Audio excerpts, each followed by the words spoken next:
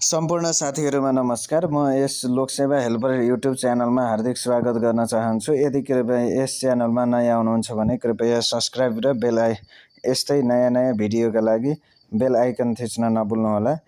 आजको विषय रहेको छ त्रिभुवन शिक्षण अस्पताल महाराजगञ्जले करारमा कर्मचारी भर्ना सम्बन्धी सूचना प्रकाशित गरेको छ। यस सूचनालाई हजुर सामु समक्ष उपस्थित गराउनका लागि यो भिडियो लिएर आएको छु। म अब लागौं यस भिडियोतर्फ। त्रिभुवन विश्वविद्यालय शिक्षण अस्पताल महाराजगञ्ज कर्मचारी प्रशासन शाखा पदपूर्ति सम्बन्धी सूचना गोरखापत्रमा कहिले प्रकाशित भएको थियो त मिति भन्दा 2082 साल 2 महिना 23 गते भएको थियो।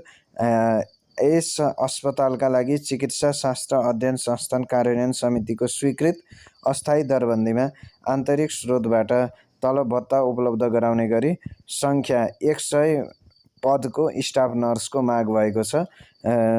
स्टाफ नर्स पद करार सेवामा आपूर्ति गर्नुपर्ने भएकाले त्रिभुवन विश्वविद्यालय वा यसबाट मान्यता प्राप्त शिक्षण संस्थाबाट नर्सिङ विषयमा प्रमाणपत्र तह वा बीएससी नर्सिङ उत्तीर्ण गरेको न्यूनतम योग्यता यति रहेको छ। त्यस्तै उमेर हद सम्बन्धी पुरुषको हकमा 40 वर्ष ननागेको हुनुपर्नेछ र महिलाको हकमा 45 वर्ष ननागेका इच्छुक नेपालीबाट दरखास्त आह्वान दिन सकिनेछ। त्यस्तै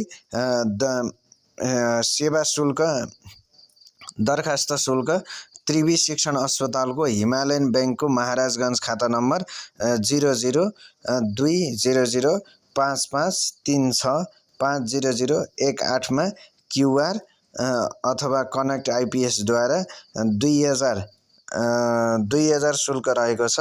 सबैले जम्मा गरी 2000 मिति 2082 2 महिना 25 गते आइतबार आजैका मितिदेखि 2082 3 महिना 1 गते आइतबार साँझ 5 बजेसम्म vacancy.tuth.org.np मा लगइन गरी आवेदन फारम भर्न सकिनेछ।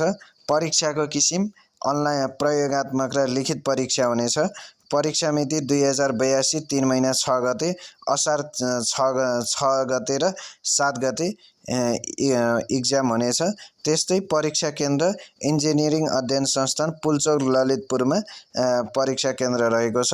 परीक्षा सम्बन्धी समय र अन्य जानकारी 2082 3 महिना 2 गते www.tuts.org.np मै प्रकाशित गरिनेछ।